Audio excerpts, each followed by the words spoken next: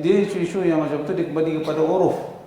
Seorang bila dia kata kepada orang tertentu, ni pokok yang ada yang aku punya ni, yang nak ambil lah. Dia sebut begitu. Uruf kita beranggap, kemudian orang tu meninggal. Datang orang lain macam tu. Datang orang lain. Anak dia apa? Kembali kepada uruf. Uruf beranggapan bagaimana?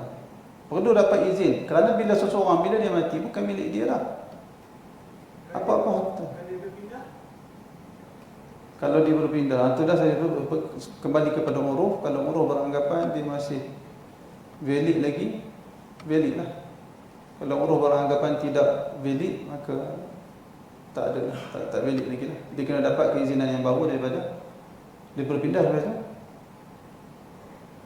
Dia berpindah, dia tak malak kan, kita tak perlu jumpa dia. Kita tengok umur panjang kan. Rebung. Kata umur kan. Itu berjalan kita. Boleh ambil.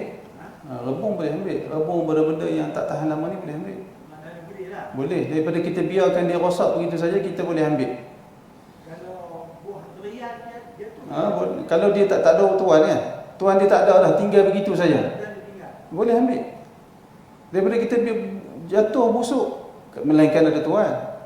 Kalau ada tuan kena dapat keizinan. Tapi kalau tak ada tuan, kalau kita tinggal dia busuk, kita boleh ambil. Memang dia dah belajar ni lah, dia belajar. Ambil. Tengok dia meninggal lah. Anak dia datang. Anak dia kata, "Oh, tak boleh. Kena bayar." Bayar. Dia kena doman, ganti rugi, bayar balik nilai yang telah kita ambil. Kita jumpa apple kat jalan, boleh ambil? Tak tahu siapa punya. Boleh ambil? Boleh makan? Boleh. Daripada kita buang, biar dia rezeki Allah Ta'ala membusuk begitu saja. Boleh ambil makan, tapi masyarakat kita tak buat. Saya pun tak tergemak nak buat. Segan lah orang kata, "Apa ustaz ni punya kubulok hampir tak tu." Tapi dia sudut muhaqqarat, benda-benda yang orang tak cari lah balik. Katalah dia beli apple kat pasar, terjatuh waktu dia balik tu. Dia biasanya tak cari balik, dia cari pun entah mana lah, habis rosak kereta gelik apa semua, dia kata dia pun tak cari lah. Boleh ambil. Boleh ambil makan. Orang tu tengok orang, hang makan buah aku. Oh, saya ingat tak ada orang nak ambil tadi, saya ambil sayang. Nak saya bayar balik. Bayar 50 sen kot. Berapa ekor sebiji? Berapa? Benda macam tu lah. Benda-benda yang muhaqqarat, benda-benda yang apa kita sebut lah. Muhaqqarat ni terima apa lah. Benda lekeh lah, benda orang yang tak cari lah. Kita boleh ambil. Sama juga dia isu luqatah ni. Luqatah ni kalau kita jumpa tengah jalan, jumpa di mana-mana yang tak ada pemilik tanah tu, tak ada orang milik, jumpa 10,000 berbungkus elok dalam satu bekas. Jadi dia sama ada dua cara. Sama ada kita nak pegang sebagai pemegang amanah, kita iklankan setahun, kita iklan. Kalau ada orang kita kenali sifat-sifat dia. Kalau zaman dulu kenai bekas, kenai tali, ikat. Zaman dululah. Sekarang ni kalau duit susah lah. Mesti tahu note berapa. RM50 berapa helai. RM100 berapa helai. Itu antara benda yang kena tahu lah. Nilai kena tahu secara tepat. RM10,000 RM1 sebagai itu. RM10,000 RM1 betul. RM10,000 RM1 betul kan. Dia kena tahulah. Ada orang tuntut, dia tanya berapa hang tercicir? RM10,000 RM1. Bagi kat dia punya. Tapi katalah buat iklan di pintu-pintu masjid, di WhatsApp, di Facebook, di Telegram.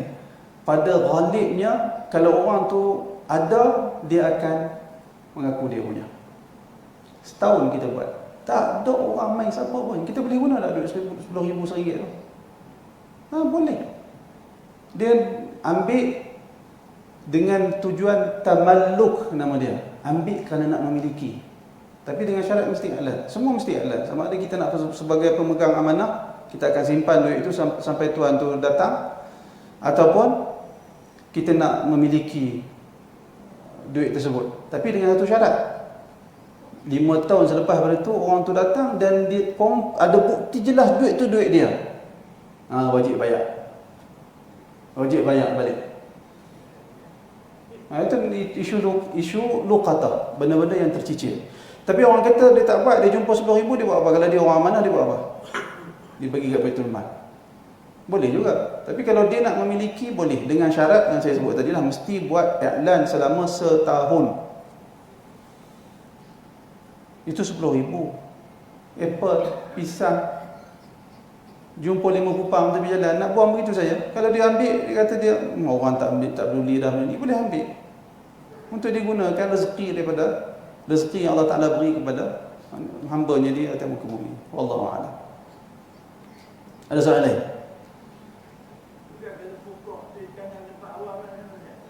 Ikut peraturan. Pokok yang ditanam di tempat awam ikut peraturan. Kalau peraturan membenarkan, maka boleh. Kalau peraturan tak benarkan, tak boleh. Boleh ambil? Boleh. Kalau jatuh, terbuang begitu saja, tak ada siapa pemilik, kenapa tak boleh ambil? Ambil, jangan berebut, sudah haram. Nanti tanam harum manis tempat awam, itu berebut pula, sampai tumbuk-tumbuk nak berebut buah harum manis tu. Tak boleh nak begitu. Kena ada peraturan yang jelas lah. Wallahu a'lam.